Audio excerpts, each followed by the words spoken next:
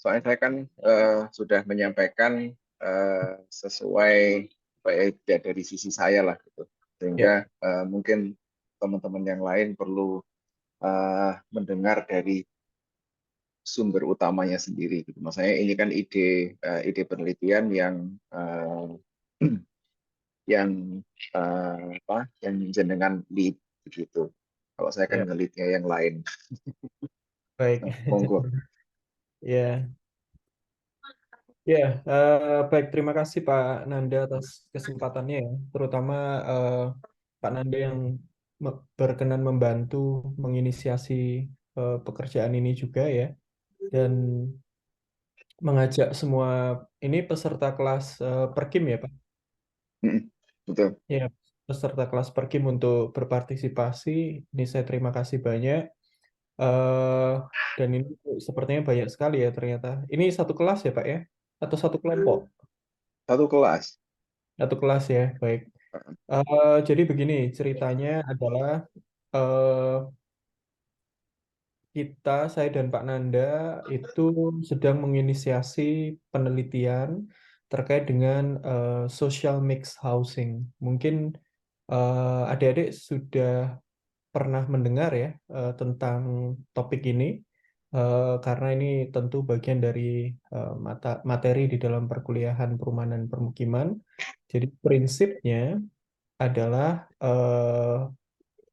kalau kita terjemahkan secara langsung ke dalam bahasa Indonesia itu adalah hunian campuran gitu ya. Eh, ada hunian dan ada campuran. Hunian tentu adalah dilihat sebagai eh, tempat gitu ya, tempat untuk tinggal gitu ya, tempat untuk memelihara keluarga dan sebagainya, membina rumah tangga dan sebagainya. Dia ada susunan-susunan fisik yang difungsikan sebagai tempat tinggal. Kemudian campuran, nah makna yang dimaksud campuran itu adalah campuran dalam aspek sosial gitu ya. Jadi bagaimana idenya itu adalah bagaimana satu kawasan hunian gitu ya, satu area perumahan itu bisa dihuni oleh kelompok sosial yang berbeda-beda. Apa mengapa mengapa ide ini muncul begitu ya? Karena terjadi fenomena begitu, fenomena baik ini terjadi tidak hanya di Global South, tapi juga di Global North gitu ya, bahwa ketika penyediaan perumahan itu diserahkan sepenuhnya kepada pasar, maka terjadi fragmentasi ruang gitu ya. Makanya kalau kita nggak usah jauh, kalau kita lihat di Surabaya saja, kita akan mudah sekali melihat kantong-kantong kemiskinan di beberapa bagian wilayah kota gitu ya. Tapi di sisi yang ekstrim, kita juga menemukan ada perumahan-perumahan yang dihuni oleh kelompok masyarakat berpenghasilan atas gitu ya, dengan fasilitas yang berbeda, sehingga inilah yang menyebabkan apa yang kita sebut sebagai segregasi ruang. Bagaimana kelompok miskin itu terkonsentrasi pada satu tempat, kelompok kaya terkonsentrasi pada satu tempat, dan kemudian kelompok menengah menyebar, gitu ya. Nah, idenya adalah bagaimana mengintegrasikan mereka untuk bisa tinggal di dalam perumahan, di dalam hamparan perumahan yang sama. Itu ide besarnya ya. Jadi pertama adalah combat concentration of poverty, kemudian mengcounter urban segregation, dan tentunya ini mempromot gitu ya bahwa ruang itu harus harus disediakan secara adil kepada semua kelompok masyarakat, tidak hanya masyarakat berpenghasilan atas tapi juga masyarakat berpenghasilan menengah dan bawah begitu ya. Dan kalau Anda membaca teori neighborhood effect gitu ya, sederhananya begini, kalau misalkan Dennis itu terkenal dengan karakternya yang pintar gitu ya, kemudian Andika, Holly, Arif itu adalah kelompok mahasiswa yang progresif, yang pandai begitu ya. Kemudian muncullah ada mahasiswa baru namanya Bimo misalkan. Neighborhood effect ini memberikan dalil bahwa ketika seseorang itu kemudian berkumpul pada satu komunitas yang progresif dan maju, maka secara otomatis dia akan juga terangkat gitu ya. Karena jarang sekali penelitian itu menemukan bahwa kalau dia tinggal di dalam lingkungan yang positif, kemudian dia menjadi sempalan yang berbeda ekstrim, menjadi individu yang negatif. Nah, itu sebenarnya yang juga dikejar oleh ide social mixed housing ini, bagaimana masyarakat miskin itu atau masyarakat berpenghasilan menengah ke bawah ketika mereka bisa tinggal di dalam satu hamparan perumahan yang sama dengan masyarakat berpenghasilan menengah ke atas, itu juga memberikan eh, efek gitu ya, efek pada ya budayanya, kemudian efek pada mindsetnya, efek pada karakter bermukimnya, sehingga mereka menjadi semakin eh, apa ya, semakin baik, semakin meninggalkan budaya-budaya yang selama ini seringkali distigma ya jorok begitu ya, atau kumuh dan lain sebagainya. Kira-kira itu gambaran social mixed housing sebagai sebuah topik ya yang akan kita kerjakan bersama-sama nanti ke depannya. Mungkin sampai topik ini dulu ada pertanyaan adik-adik. Apakah sudah jelas? Sesi ini dianggap seperti webinar aja, nggak apa-apa. Tapi webinar santai lah. Gitu. Ya, jelas ya? Dibilang sudah jelas. Oke, baik. Nah, kemudian kita masuk pada tujuan apa yang saya dan Pak Nanda akan dalami begitu ya, dari bulan Oktober sampai nanti targetnya sih harus selesai di awal tahun 2024. Itu adalah bagaimana kita bisa mengkomparasikan antara upaya negara-negara, terutama dalam hal ini studi kasusnya adalah Indonesia dan Perancis gitu ya, untuk mewujudkan yang tadi dinamakan social mixed housing. Mengapa ini kita perlu komparasikan? Karena ternyata antara Indonesia dan Perancis itu memiliki spirit yang sama dalam mewujudkan social mixed housing. Gitu ya. Sama-sama kita sama-sama mengakui bahwa topik ini adalah salah satu bagian dari kebijakan kota yang diprioritaskan. Tidak, jadi artinya dua-duanya sama-sama memprioritaskan untuk bisa diimplementasikan di kota-kota di negaranya masing-masing, gitu ya. Nah, cuman ada perbedaan, ada kesamaan, gitu ya. Perbedaannya tentu banyak sekali. Perbedaan itu dan ini nanti yang akan kita kaji itu adalah dari sisi apakah misalkan social mixed housing yang kita pahami di Indonesia dengan yang di Perancis itu punya objektif yang sama, punya tujuan yang sama. Nah, ini yang akan menjadi satu hal yang akan kita dalami begitu ya. Kemudian yang kedua adalah eh, bagaimana proses evolusinya program-program terkait dengan social mixed housing baik di Perancis maupun di Indonesia gitu ya. Evolusi yang dimaksud itu adalah apakah program social mixed housing ini sudah ada sejak misalkan sejak era pemerintahan di Indonesia, misalkan era pemerintahan Pak Harto kah? Ataukah bisa kita tarik mundur ke belakang, misalkan di zaman era kolonial gitu ya.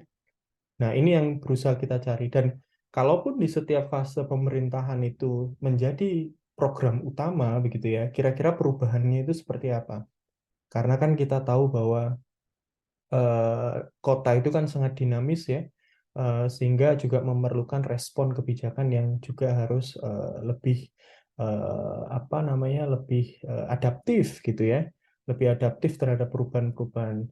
Nah, agilitas dari progres perubahan-perubahan kebijakan inilah yang kita ingin tangkap di poin yang kedua gitu ya. Nah, yang kemudian yang ketiga, apa yang ingin kita lihat diferensiasi antara Perancis dan Indonesia adalah dari sisi skala implementasinya. Ini eh, karena saya melihat juga berbeda ya. Kalau di Perancis itu lebih berorientasi pada memberikan beban pada pemerintah kota gitu. Kalau di Indonesia ini bebannya langsung diberikan kepada langsung pada para aktor gitu ya. Langsung pada para aktor itu artinya pada housing developer atau pengembang perumahan yang berbadan hukum. Nah, nanti saya akan jelaskan satu persatu. Kemudian yang keempat yang kami duga berbeda adalah dari sisi strategi dan pendekatan gitu ya. Karena kan setiap negara tentu punya caranya masing-masing, sehingga bagaimana strategi dan pendekatan untuk mencapai yang namanya social mix itu tentu di dugaan kami di Indonesia dan di Perancis itu berbeda. Kemudian tantangan-tantangannya ya. Nah, tantangan-tantangan ini yang kemudian kita berusaha untuk menangkap dari hasil-hasil penelitian terdahulu. Kira-kira kalau tantangan mengaplikasikan social mix di Perancis itu bagaimana, tantangan mengaplikasikan social mix di Indonesia itu bagaimana. Gitu ya. Itu dari perbedaannya. Apa persamaannya? Ya persamaannya cuma satu. Dua-duanya memprioritaskan kebijakan ini sebagai kebijakan perkotaan yang tidak terpisahkan dari pembangunan kota gitu ya. Jadi kebijakan ini tuh bahkan ditransformasikan ke dalam atau diatur lebih rinci ke dalam undang-undang yang artinya ketika undang-undang itu sudah disusun, maka kebijakan ini mau tidak mau, suka tidak suka harus diimplementasikan di semua perkotaan baik itu di Perancis maupun di Indonesia. Itu kesamaannya. Kira-kira dari sini dulu perbedaan dan persamaan. Ada hal yang mau ditanyakan atau mungkin ada yang tidak jelas?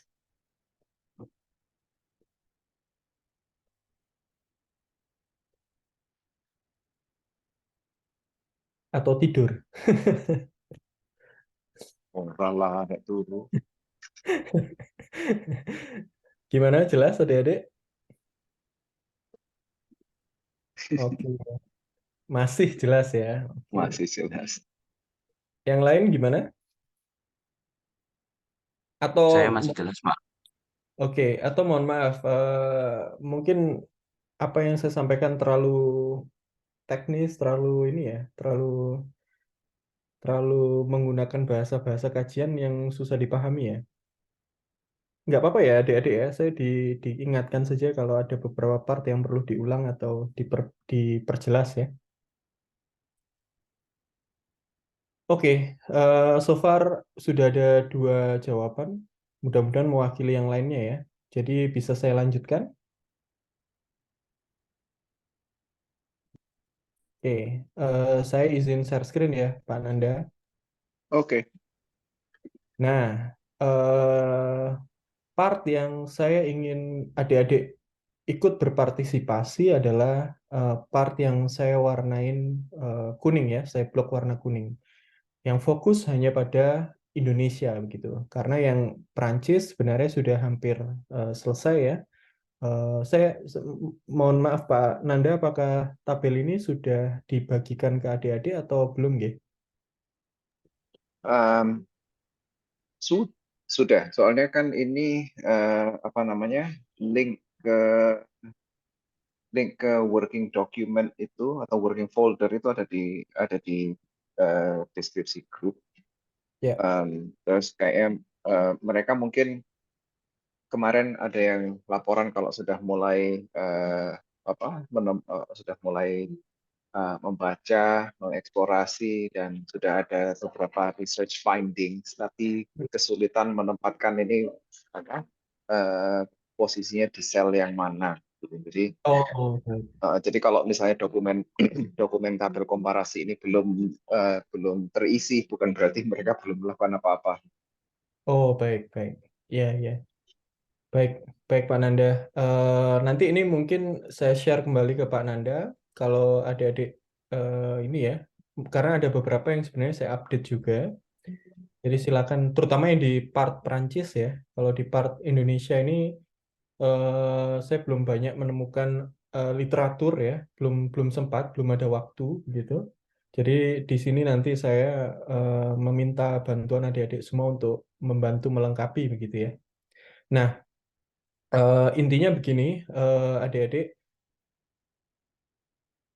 pengisian tabel itu sepenuhnya menggunakan data-data sekunder, gitu ya. Data-data sekunder dalam hal ini hanya dibatasi pada sumber-sumber ilmiah, gitu ya. Sumber ilmiah itu apa? Sumber-sumber yang valid, yang berasal dari hasil-hasil penelitian ilmiah, begitu ya. Baik itu jurnal, baik itu buku, atau misalkan dari report, gitu ya. Itu yang bisa dikutip dan kemudian hasil kutipan itu diintegrasikan ke dalam tabel. Nah, di sini nanti adik-adik bisa melihat ya, walaupun saya dan Pak Nanda tentu nanti akan adik-adik tenang saja bertanggung jawab gitu ya untuk menjahit keduanya, dan kita juga pasti punya intellectual social responsibility ke adik-adik yang sudah membantu untuk menjelaskan lebih terang apa hasil keseluruhannya nanti ya. Mudah-mudahan sih ini targetnya selesai di bulan Februari begitu. Nah, di sini antara Prancis dan Indonesia itu memang upaya, terutama eh, dalam hal ini dari sisi kebijakan social mix itu memang berbeda gitu ya. Kalau di Indonesia itu kebijakan social mix itu hanya yang paling dekat itu hanya terkait dengan kebijakan hunian berimbang ya, adik-adik ya. Jadi hanya hunian berimbang saja. Sementara kalau di Perancis, karena ini menjadi tanggung jawab masing-masing pemerintah kota, jadi pemerintah kota itu bisa menafsirkan berbeda-beda gitu ya. Bagaimana caranya untuk mewujudkan social mix ini. Walaupun di level nasional, pemerintah tetap memberikan kewajiban. Jadi kewajibannya itu begini. Kewajibannya itu adalah dengan mendorong penyediaan hunian sosial gitu ya. Jadi kalau misalkan contoh di sini ya, di nah ini ya, jadi setiap kabupaten kota gitu ya, di sini sih nggak ada kabupaten ya, namanya pemerintahan municipality gitu, atau pemerintahan yang level kota gitu ya, itu wajib menyediakan hunian sosial 25% atau total 20% dari keseluruhan hunian yang tersedia di satu kota gitu ya. 25% itu ketika tentunya yang menjadi batas ukurannya itu adalah jumlah penduduknya. Jadi kalau jumlah penduduknya eh, saya lupa ya batas ambangnya itu berapa ya, 350.000 jiwa gitu dalam satu kota, dia maka impose diberikan beban harus menyediakan dengan hunian sosial dengan proporsi 25% dari total hunian yang sudah tersedia. Sedangkan kalau kota yang urdunya atau kota yang eh, lebih kecil begitu ya, dari tingkat penduduknya, maka dibebani tugas dan tanggung jawab untuk menyediakan 20% hunian sosial dari total hunian yang tersedia. Nah, ini tentu agak berbeda ya pendekatannya dengan di Indonesia. Kalau di Indonesia, di setiap komplek perumahan yang dibangun oleh pengembang itu wajib untuk menyediakan atau wajib mengaplikasikan rasio 1:2:3 ya. Jadi ketika mereka membangun satu rumah mewah, harus diikuti dengan dua rumah menengah dan tiga rumah sederhana. Walaupun, nah ini pada aspek policy and program evaluation itu termasuk juga evolusi dari sisi peraturan gitu ya. Kalau kita lihat pasca Undang-Undang Cipta Kerja kemarin, ada pelonggaran-pelonggaran gitu ya untuk mengaplikasikan hunian campuran gitu. Saya belum membaca secara detail, tapi yang saya tahu dari rekan-rekan di grup ini, apa namanya, Apersi dan Ray, itu mengatakan bahwa untuk di wilayah perkotaan dengan perkotaan yang dengan karakteristik kepadatan tertentu, itu satu dua bisa dibangun di satu hamparan lokasi proyek yang sama, sedangkan tiganya itu bisa dibangun di wilayah pinggiran gitu. Nah ini kan apa ya? Ini kan agak paradoksal gitu ya. Tujuan utamanya sebagaimana yang saya jelaskan tadi kan bagaimana satu dua tiga itu yang mewakili kelompok masyarakat dengan kelas sosial yang berbeda itu kan bisa tinggal di dalam satu hunian yang sama. Kalau seperti itu kan jatuhnya hanya mempermudah tanggung jawab pengembang, tapi yang tiga ya tetap tinggalnya terlempar, tersapu ke pinggiran begitu ya. Nah, ini yang sebenarnya mau kita kaji begitu ya, dan kita komparasi begitu. Jangan-jangan kita sudah disorientasi pemerintah Indonesia ini bahwa hunian berimbang hanya soal menyediakan hunian saja, tapi lupa bahwa menyediakan hunian itu harus dengan prinsip mencampurkan kelompok sosial dengan tujuan supaya terwujud tadi efek-efek lingkungan yang saya sampaikan tadi. Gitu ya. Nah, kalau soal implementasi ini strategi-strateginya itu sudah saya kelompokkan ya. Kalau di Prancis, bagaimana pemerintah di level nasional itu berusaha mewujudkan social mix housing, dan di level pemerintah kota itu bagaimana. Ini contohnya ada di Paris, kemudian banyak kan di Paris ya. Jadi nanti adik-adik bisa baca. Nah, sekarang adik-adik kami meminta bantuan untuk mengisi di sisi kanan ini ya. Kira-kira objektifnya hunian berimbang itu apakah sama dengan prinsip social mix housing gitu ya. Jadi nanti saya tidak tahu pembagiannya antar Anda bagaimana gitu dari Pak Nanda. Mungkin dua orang fokus pada objektif, atau semuanya bisa mengerjakan di eh, berapa poin perbedaan ini atau bagaimana nanti silakan disepakati dengan Pak Nanda ya. Cuman di sini Anda tugasnya adalah membaca literatur dan menuangkan sesuai dengan variabelnya begitu ya. Jadi kalau ini terkait dengan tujuan social mix housing, berarti di sini terkait dengan tujuan hunian berimbang. Anda bisa ambil dari peraturan kalau di literatur tidak ada begitu ya. Ini saya baru menemukan ada dua literatur saja yang merefer pada hunian berimbang gitu ya, dan kelihatannya itu eh, memperjelas eh, dugaan bahwa hunian berimbang itu juga sejalan dengan prinsip social mix housing gitu ya. Terus ini policy dan programnya, evolutionnya gitu ya. Jadi kalau sejauh yang saya baca bahwa di Indonesia itu evolusi program social mix dalam hal ini hunian berimbang itu kan dari era Orde Baru dulu mulai mulai dicetuskan gitu ya. Karena melihat pengembang-pengembang pada masa itu kok mulai membangunnya ke arah profit oriented sekali gitu ya, yang dibangun itu untuk masyarakat kelas menengah ke atas terus, sehingga pemerintah mengintervensi mewajibkan pengembang untuk juga membangun hunian bagi masyarakat berpenghasilan rendah dengan rasio 1:36 gitu ya.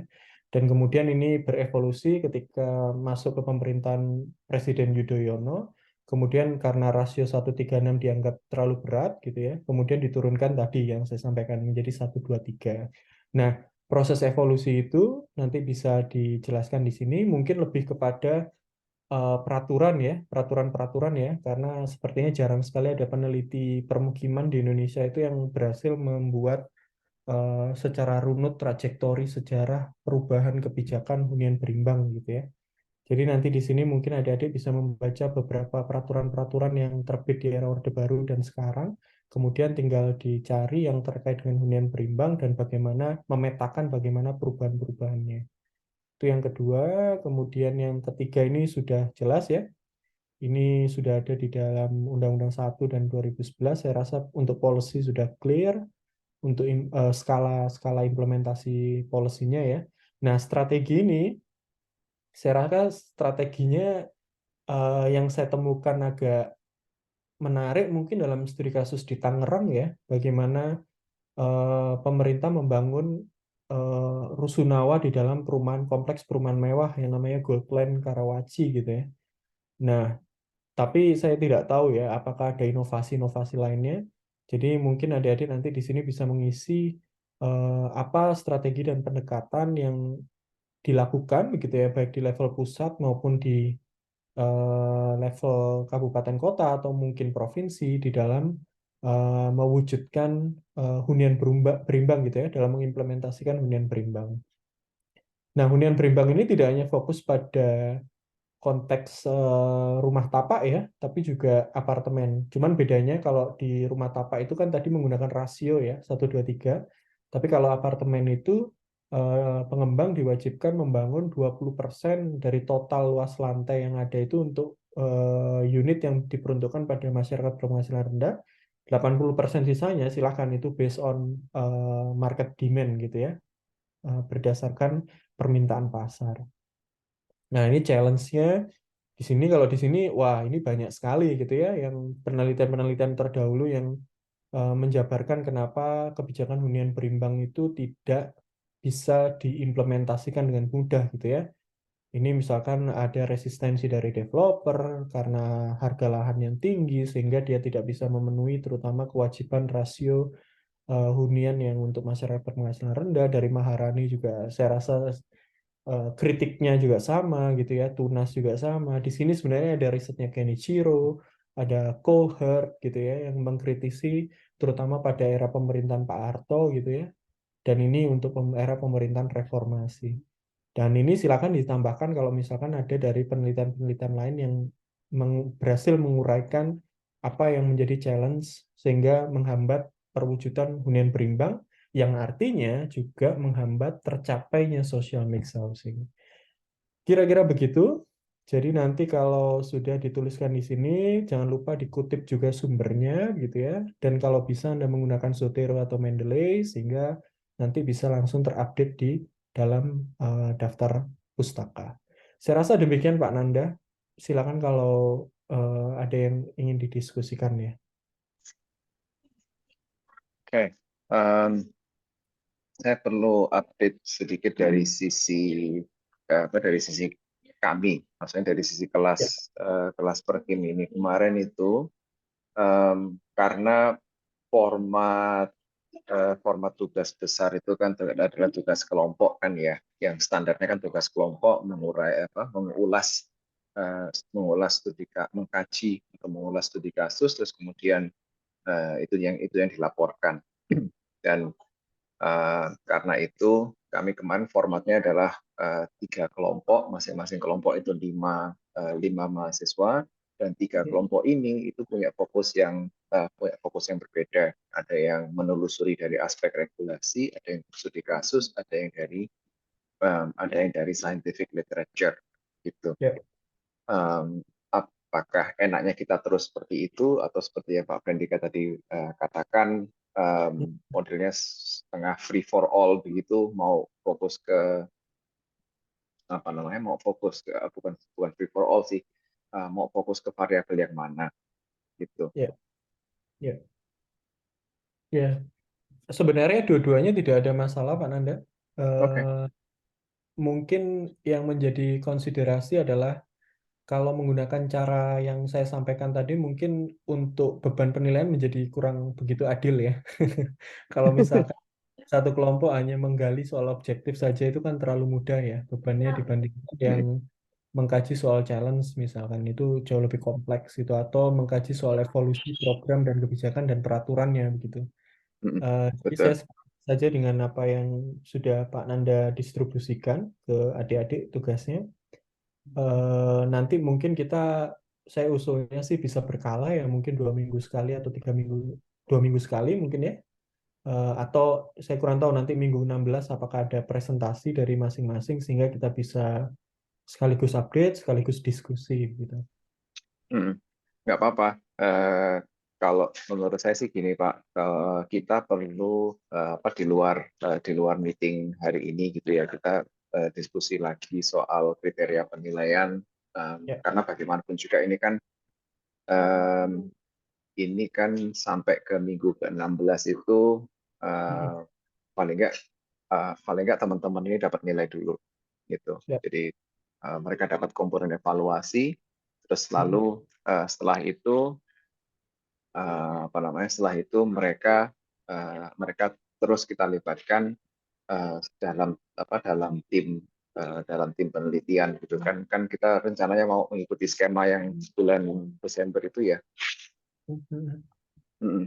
Jadi skema pemajuan proposal bulan Desember itu teman-teman tetap kita libatkan, kita masukkan ke dalam proposal sebagai tim sehingga kegiatan ini bisa berlanjut dan mereka juga mendapatkan Mm-mm. pengakuan atau acknowledgement secara resmi bahwa mereka terlibat di dalam penelitian ini gitu. Ya. Ya. Sepakat sepakat Pak. Ya. Cool. Ya, Jadi oke. Kalau sepakat. itu, jadi sebelum minggu ke-16 kita harus sudah ada itu sih, ada apa namanya, kriteria penilaian. Jadi ketika mereka presentasi, itu juga bisa, eh, ya itu berarti langsung keluar nilainya gitu. Ya, presentasinya Iya. presentasi progres lah gitu. Paling nggak. Iya, iya, siap, siap, siap, Pak Nanda. Oke, siap. Ya, kira-kira begitu sih. Saya sih sepakat. Mungkin monggo dari Pak Nanda atau dari adik-adik mungkin ada sesuatu yang tidak atau perlu kami perjelas gitu ya terkait dengan tugasnya atau terkait dengan kontennya. Mungkin mumpung kami berdua bisa menjelaskan lebih clear lah nanti.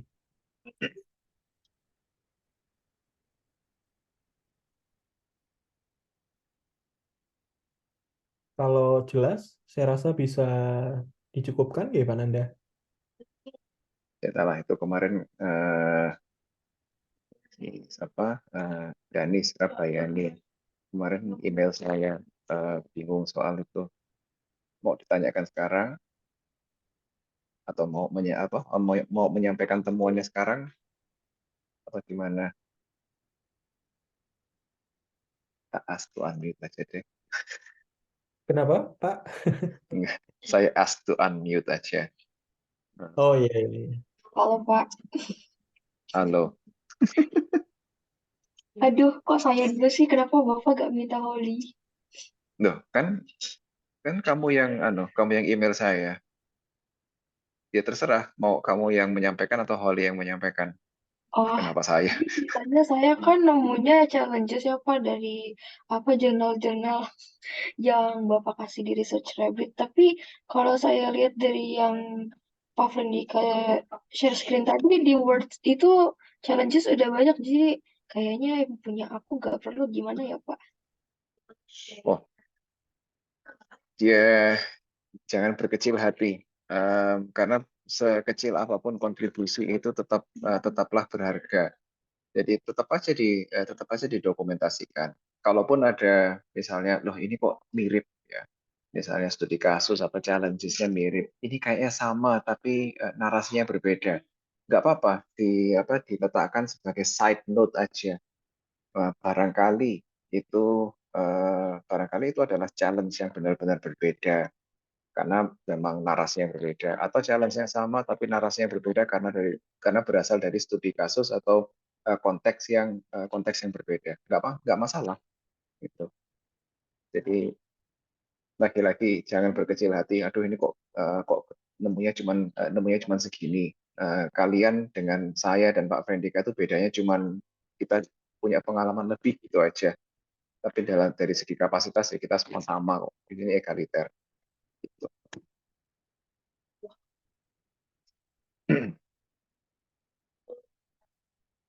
Kayaknya kalau presentasi temuan atau progres saya ntar dulu deh Pak, tapi katanya Holly mau nanya Pak.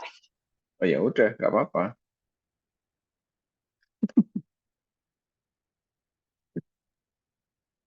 Ya, Mbak. Maafkan Danis ya, Pak. nggak Eh, apa-apa. Coba saya ingin bertanya mengenai ini, Pak. Kan kelompok saya kebetulan dapat untuk yang studi kasus, Pak. Mm-mm.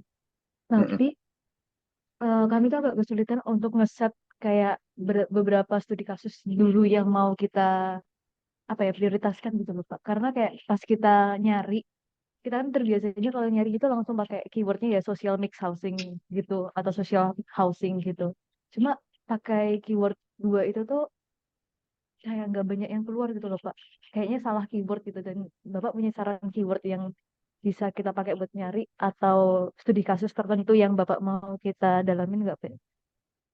Oh, tadi di dalam penjelasannya Pak Frendika seharusnya sudah ketangkap eh, kata-kata kunci yang dibutuhkan apa saja. Karena social mix housing itu bukanlah terminologi yang lazim dipakai dalam bahasa Indonesia dan dalam konteks kerangka regulasi kita dan dokumen-dokumen perencanaan lainnya. Yang ada yaitu hunian berimbang. Tapi itu pun sebenarnya bukan social mix housing yang apa ya atau itu pun itu adalah eh, ya bisa dibilang derivatif atau versi lain dari social mix housing atau bagaimana kita menerjemahkan social mix housing ke dalam konteks Indonesia. Hunian berimbang itu yang bisa apa namanya yang bisa digali. Coba mulai dari hunian berimbang, terus social housing kayaknya juga nggak deh, juga nggak umum dipakai gitu ya. Tapi coba mulai dari hunian berimbang dulu. Dari situ itu titik tolak kalian untuk mencari apa namanya untuk menggali studi kasus yang sekiranya relevan.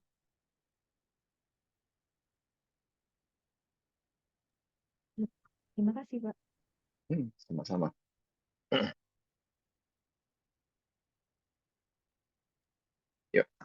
Oke, izin bertanya Pak, apakah boleh share screen? Oh, boleh. Mau terkait grup polisi Pak. Oke.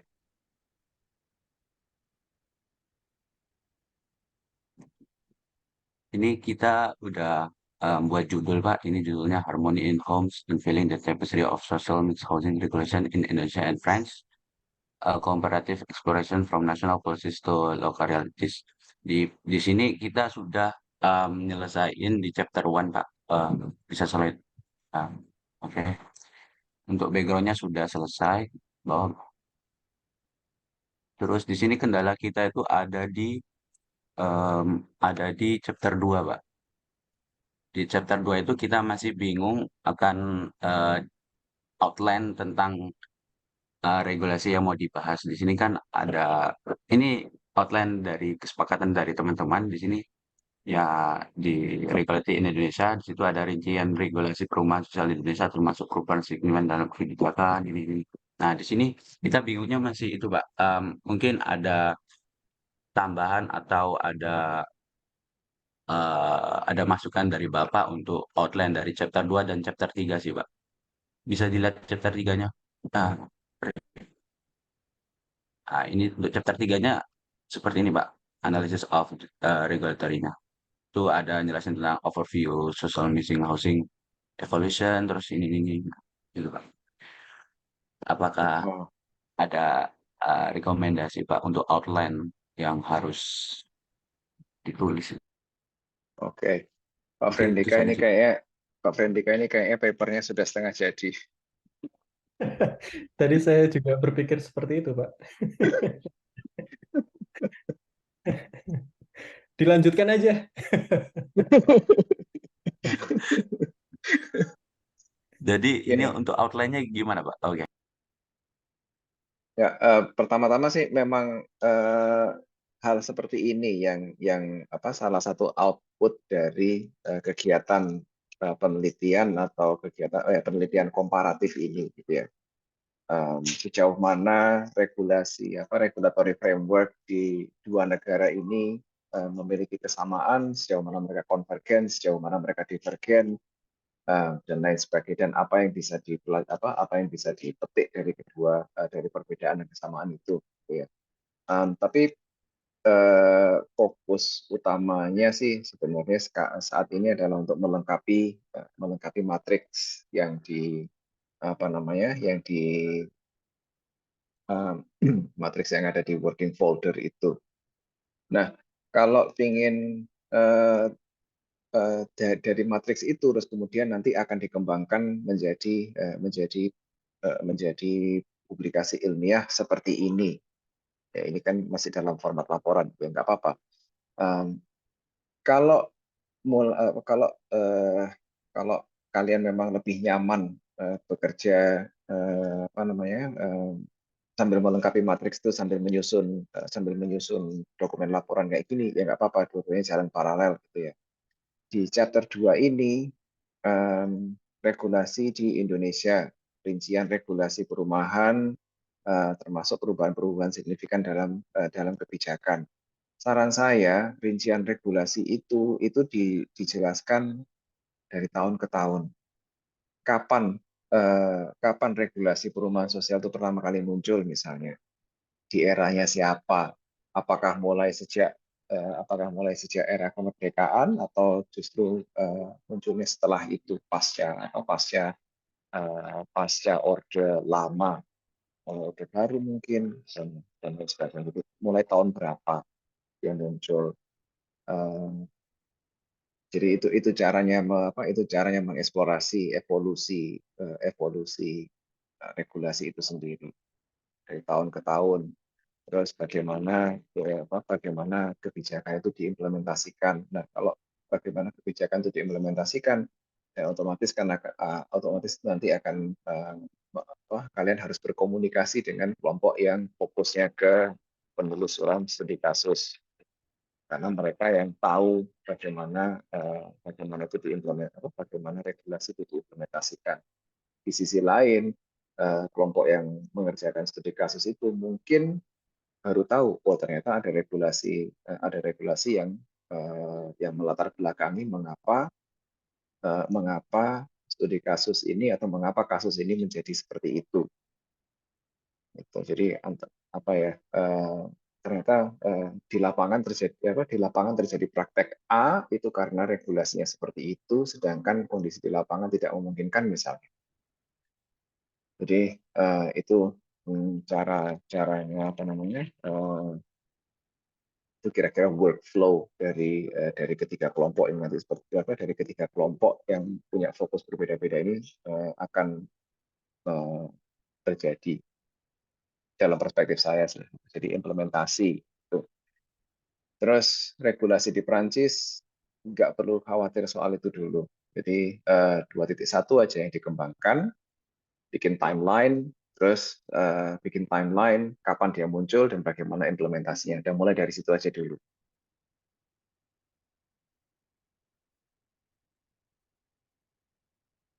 Oke, terima kasih Pak outline-nya. Sama-sama.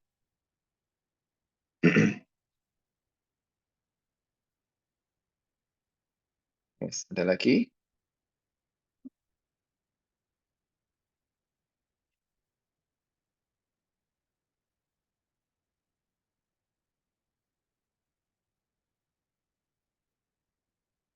Mungkin saya sedikit memberikan catatan ya Pak untuk 3 penanya tadi ya. Oke, sure. Ya, untuk yang Danis tadi eh, begini ya, untuk yang di Prancis saya rasa memang agak berat karena literaturnya itu sebagian besar pasti menggunakan bahasa Prancis ya. Sedikit sekali saya juga temukan, bahkan kayaknya tidak terlalu dalam membahas tentang proses evolusi perubahan kebijakan begitu ya, dan peraturan-peraturan terkait dengan social mix gitu di di di di Prancis gitu. Eh, Mungkin yang lebih banyak itu justru mengkritisi kebijakan ini, itu saya beberapa temukan memang yang menggunakan bahasa Inggris atau yang dipublish di jurnal internasional gitu ya. Jadi eh, saya sih lebih sebenarnya mungkin Pak Nanda kalau memungkinkan ya, mungkin bisa fokus saja di evolusi kebijakan program dan peraturan yang di Indonesia. Karena yang jelas kalau yang di Prancis ya nggak tahu, mungkin ada dari adik-adik yang bisa bahasa Prancis. Karena kalau dilihat di tabulasinya itu, referensi-referensinya itu hampir semua yang saya kutip memang yang literatur Prancis gitu ya. Ini apa ini? Betul Pak. Ya, ya Wow. ya itu yang saya saya pastikan akan sangat sulit sih bagi kelompok Ananda karena sangat terbatas gitu. Wah, barangkali mereka ingin mengeksplorasi sejauh mana Google Translate bisa membawa mereka gitu ya. Tapi Iya, tapi menurut saya sih mending hematlah tenagamu, udah fokus ke yang fokus ke yang di Indonesia aja. Soalnya ya, yang Prancis sudah ada yang menangani. ya.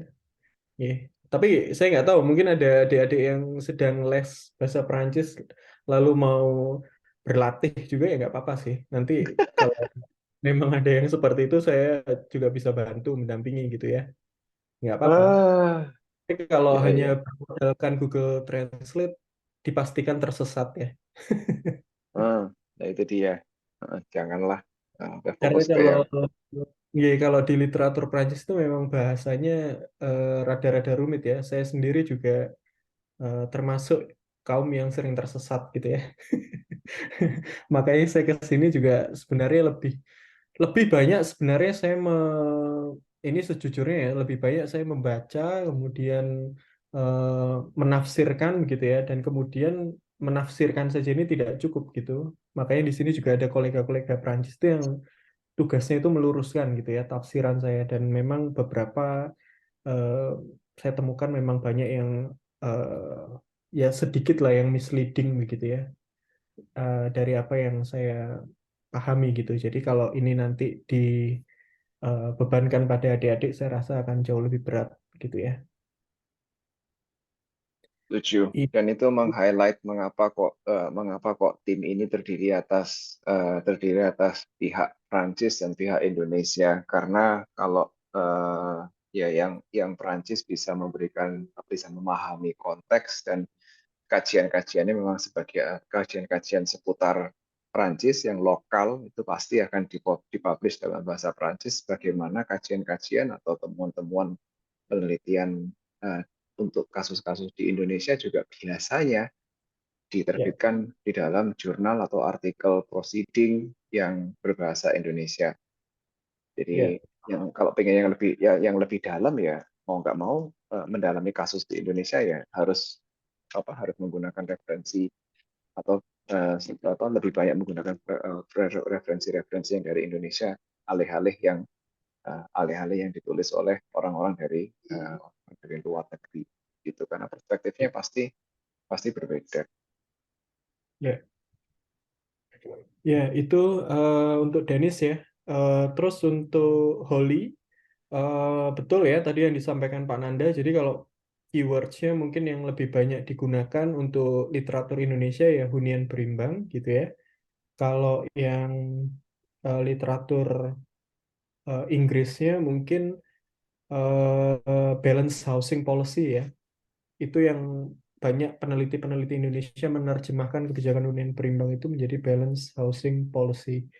Jadi itu walaupun ya sekali lagi memang saya pun juga mengalami hal yang sama, sedikit sekali literatur eh, atau sedikit sekali peneliti yang mendalami kasus ini gitu ya. Karena sebenarnya peneliti Indonesia ini rada rada kurang ya untuk yang apa yang fokus pada kebijakan hunian gitu ya. Kebijakan perumahan sebagian besar itu masih terlalu fokus pada isu-isu perumahan-perumahan atau isu-isu terkait dengan perbaikan kualitas rumah gitu ya, perbaikan kualitas permukiman gitu ya. Misalkan penelitian tentang kampung improvement program, hal-hal yang sebenarnya lebih dekat dengan bidang studi arsitektur gitu ya.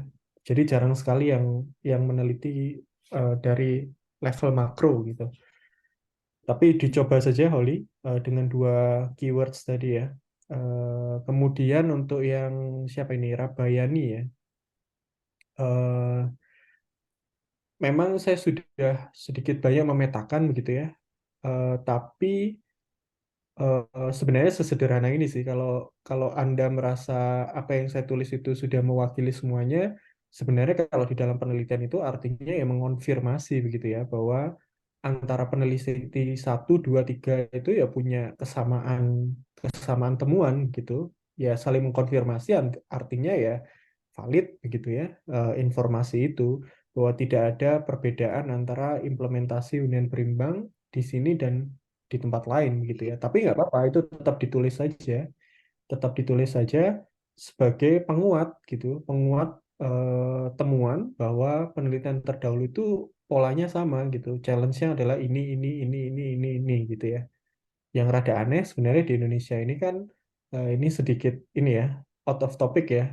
Kita sudah di dalam penelitian-penelitian terdahulu itu menemukan hambatan yang sekiranya semua peneliti itu sepakat gitu ya. Tapi kebijakannya itu tidak berubah. Ini kan yang jadi persoalan berarti antara hasil karya akademik dengan perumus kebijakan itu tidak ada seperti disconnect gitu ya. Dan ini sih yang sebenarnya salah satu yang jadi tujuan antara saya dan Pak Nanda juga untuk melakukan literatur review gitu yang lebih mendalam bahwa ya implikasinya pemerintah juga harus harus harus paham nih kedudukannya sekarang seperti apa dan apa yang perlu diubah gitu ya. Jadi untuk Prabayani nggak apa-apa ditulis saja. Yang terpenting adalah yang ditemukan Rabayani dari sumber pustaka yang berbeda gitu ya.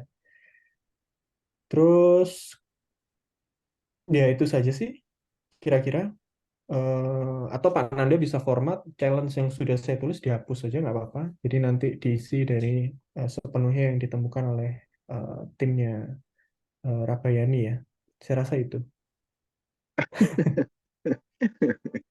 Ya, oke.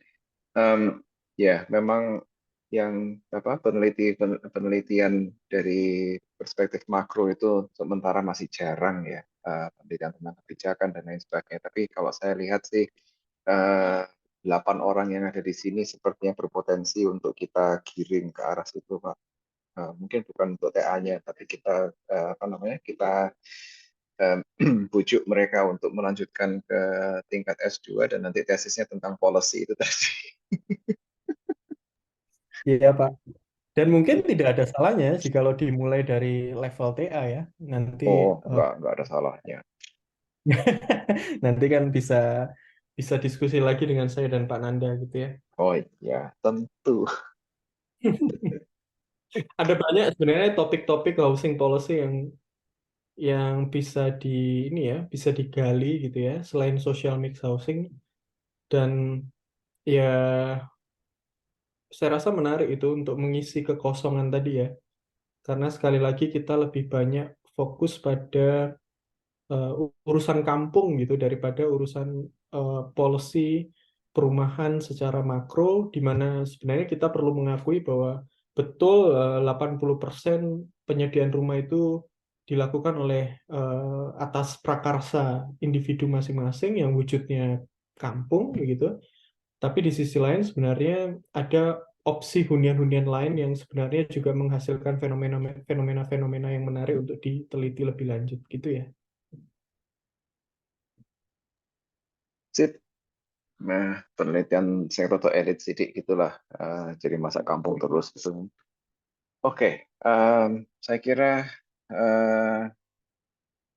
masih ada tanggapan lagi atau pertanyaan susulan mungkin sebelum kita akhiri. Ini sudah masuk ke sudah masuk ke waktunya asar, soalnya barangkali ada yang harus siap-siap untuk ngapel malam minggu atau siap-siap diapeli malam minggu.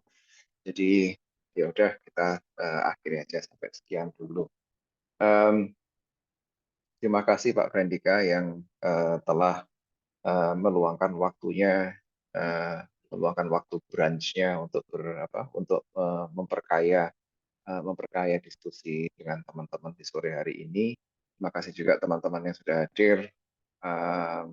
Nanti kalau ada pertanyaan atau kesulitan, jangan sungkan-sungkan untuk ditulis disampaikan di grup WA, karena kita sudah ada grup WA. Jadi disampaikan di situ aja. Barangkali saya nggak bisa merespon, mungkin Pak Frendika yang kebetulan membaca bisa merespon langsung. Oke, saya cukupkan sampai sekian. Selamat sore, assalamualaikum warahmatullahi wabarakatuh. Matur nuwun Pak Nanda.